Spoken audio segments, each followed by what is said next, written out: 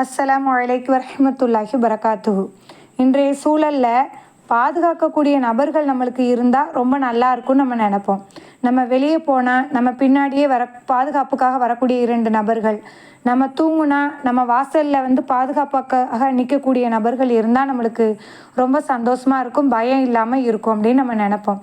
ஆனால் இது யாருக்கு இருக்கும்? ரொம்ப பிரபல்யமானவங்களுக்கு, பொருளாதாரத்தில் மிகைத்து இருக்கவங்களுக்கு தான் இந்த மாதிரியான இதெல்லாம் இருக்கும், அப்படி தானே? ஆனால் ரப்புல் ஆலமீன்கிட்ட சாமானிய யார் கேட்டாலும் சரி, அல்லாஹ் பாதுகாப்பாளர்களை நியமனம் பண்ணுறான். நல்ல வலுவான ஒரு பாதுகாவலரை ரப்புல் ஆலமீன் நியமனம் பண்ணுறான்.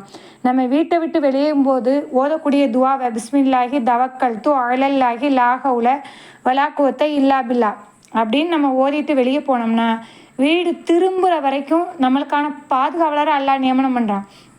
அதே மாதிரி இரவு தூங்குறதுக்கு முன்னாடி பிஸ்மில்லான்னு சொல்லி நம்ம கதவை அடைச்சிட்டோம் அப்படின்னா எந்த விதமான ஷைத்தான் மனித ஷைத்தான் உட்பட யாரும் நம்மளுக்கு துன்பத்தை தர முடியாது.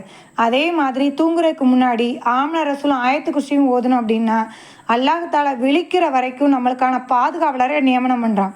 அப்போ எந்தவித ஒரு செலவும் இல்லாமல் நம்மளுக்கு அல்லாஹ் தாலா இந்த மாதிரியான ஒரு அருள்கொடையை நம்மளுக்கு தரான்.